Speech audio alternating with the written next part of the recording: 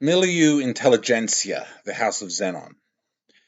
Now, Lord Xenobrood had been assigned by his house, his symbiotic house, the House of Xenon, to take care of Citadel X commercial concerns in the cosmos on planet Earth, the newly emerged member of Milieu Intelligentsia. He was a member of the House of Xenon. Xenon was a brood. He was Lord Xenobrood of the Xenobrood. Breeds or broods. There were different breeds of Simbari, different broods of Simbari on Simbari, and Xenon was a particular breed of Simbari people. They favoured their clans, their houses quite strongly on Simbari. They had honour, and they wore, sometimes the lords wore royal garments with their coat of arms on them, and Lord Xenobrood had a coat of arms on his. He was one of the standard lords in the house, not the king of the House of Xenon by any means. He was one of the lords of the house, and he was assigned in his duties to watch over the Symbiari activities, as said, on planet Earth. He was involved as time went by after this rebellion took place on Earth from humanity, sort of rebelling against the Milieu's power bases there. He was involved with gathering some of the humankind for the purposes of the Milieu Intelligentsia, because technically he served that purpose as well.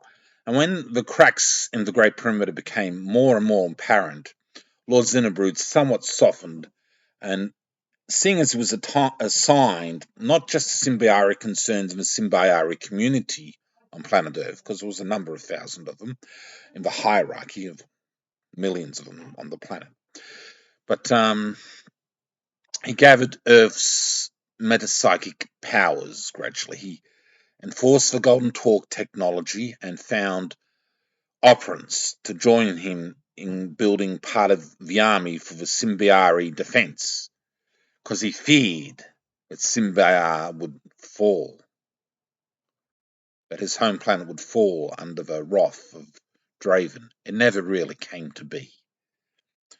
When the perimeter did ultimately fall,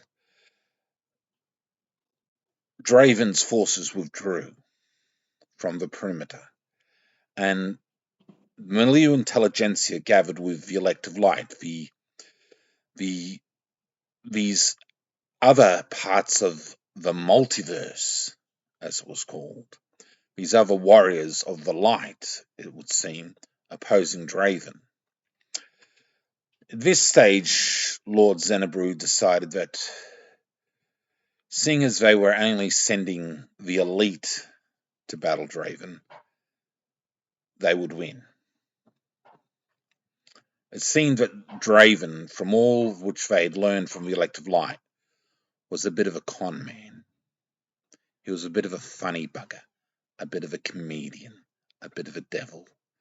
He did not have the strength of numbers in reality to defeat the Elective Light. He was having a go at the multiverse's populace. A joke all along. Lord Xenobrood of the House of Xenon of Symbiari, then returned to his main focus, commercial activities.